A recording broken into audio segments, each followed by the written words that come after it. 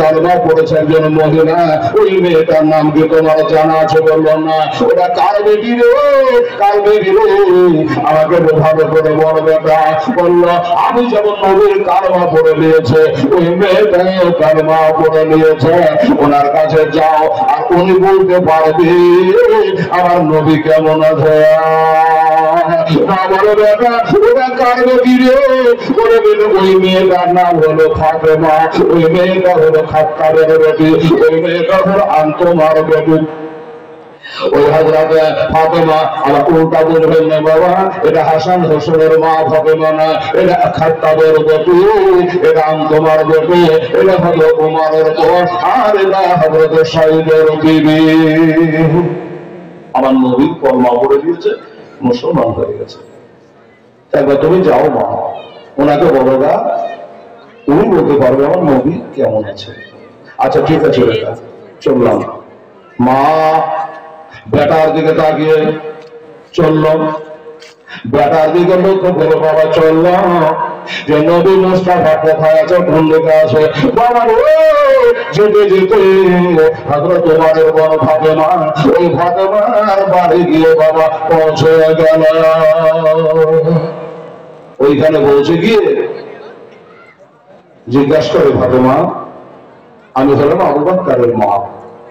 আচ্ছা তো তুমি আবু বকরের মা, আমি কি করতে পারি? বলে একটু বলো না গো, তোমাদের নবী কোথায় আছে? নবী কোথায় আছে তুমি জেনে করবা কি? নবী কেমন আছে তুমি জেনে করবা কি? তুমি আমার নবীকে মানো না, আমার নবীর কলমা পড়ো নাই, কেমন করে আমার নবী আছে কেমন করে তোমাকে জানাই, আর তুমি জেনেই বা করবা কি করে? ভাতে মানো তুই যে নবীর কলমা পড়েছে, আমার বেটা আবু বকর সে নবীর কলমা পড়েছে, আর আবু জাহেলেরা এমন করে মারা পিটা করেছে, আধমারা করে দিয়েছে, নাক বদলে ফেপড়া উঠছে। আমি মা একটু খাবার নিয়ে পানি নিয়ে গেলাম, আমার বেটা ওটা পানি পান করবে না, খাবার খাবে না, একটাই ধিয়া ধরেছে আমার নবী মুস্তাফা কেমন আছে, ওই নবীর খবর ছাড়া বেটা খাবার খাইবে না। আচ্ছা এখন ফাতেমা চিন্তা করলো, মন্দির এটা আবু বকরের মা কথা সত্য, কিন্তু মেয়েটা কিন্তু কলেমা পড়েনি, কালেমা পড়ে নাই। আর আমি যদি বলে দিই যে নবীর অমকের বাড়িতে আছে, ভালো আছে, হতে পারে অন্য কাফেরদেরকে বলে গিয়া আমার নবীর উপরে আক্রমণ করতে পারে, নবীর উপর অত্যাচার করতে পারি, এই জন্য বাবা বলে নাই। যদি বাবারে নিজের মুখে ফাতেমা ডাক দিয়ে বলে, আবু বকরের মা, এই আবু বকরের মা শোনো, তোমার বেটা যে নবীর কালেমা পড়েছে, আমিও সেই নবীকে ভালোবাসে, কালেমা পড়েছে, নবী কোথায় আছে আমি বলবো না, তুমি যদি অনুমতি দাও আমি একবার গিয়া তোমার বেটাকে নিজের চোখে একবারে দেখতে চাই। ফাতেমা বলল তাহলে তো খুবই ভালো হয়। হ্যাঁ আবু বকর মা বলতে খুব ভালো হয়, তাহলে ডাইরেক্ট তোমার মুখ থেকে নবী কেমন আছে শুনে নেবে, আমাকে কিছু বলতে হবে না। ঠিক আছে ফাতেমা তুমি চলো। চললেন ফাতেমাকে নিয়ে, যাচ্ছে তোমার অবস্থা রে কথা বলিস না, আমার আব্বা জানেরা মায়েরা নিয়ে চললেন। ফাতেমা দেখার পর, আবু বকরকে দেখার পরে বাবা চোখ দিয়ে ঝরঝর করে পানি ঝরে যাচ্ছে। আবু বকর এমন করে তোমাকে কাফেররা অত্যাচার করেছে, আবু জাহেল আবু লাহাবেরা এত অত্যাচার করেছে আবু বকর, আমি ফাতেমা চলে এসেছি, আমি ওদের তোমার মতো নবীর কালেমা পড়েছি।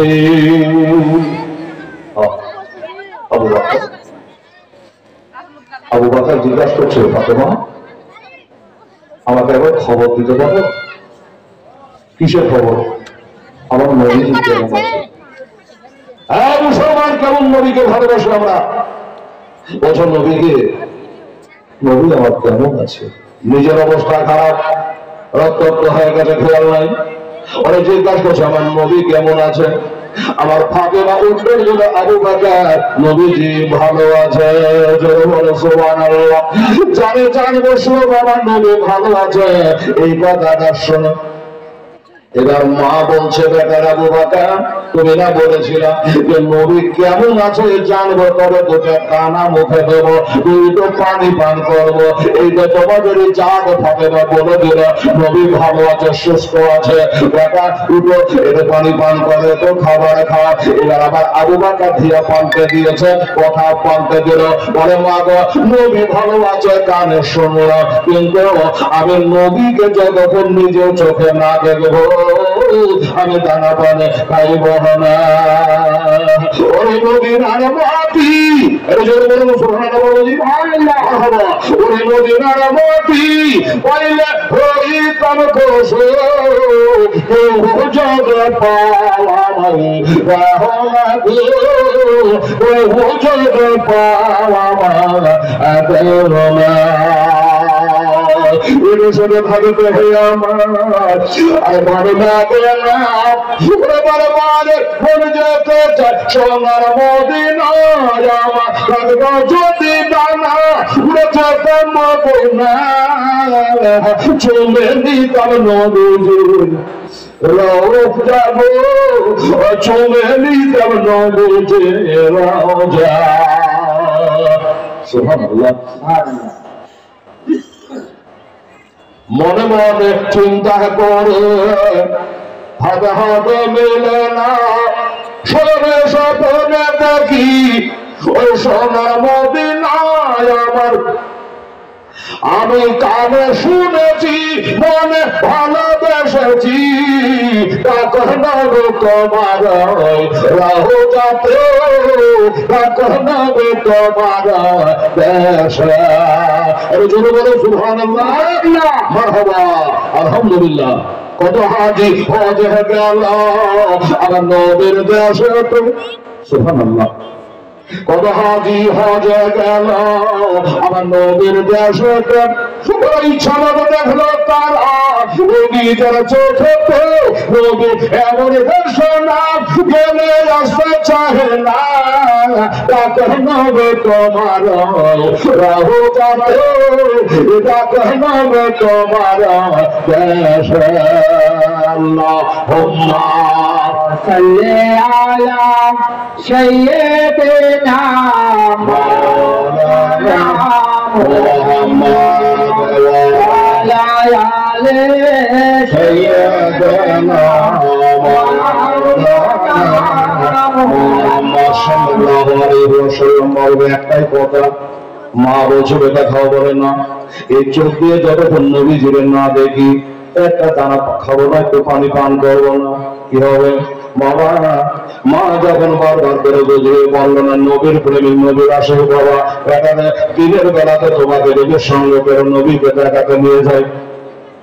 আবু বকর জিজ্ঞাসা করেন হযরত ওমর বল ফাতেমাকে, এই ফাতেমা একবার খালি কানে কানে কও আমার নবী কোথায় আছে, তার বাড়িতে আছে। মা বাবা সাথে সাথে ফাতেমা ইশারা করে বোঝাতে চাইছে আবু বকর তুমি যে কলমা পড়েছো তোমার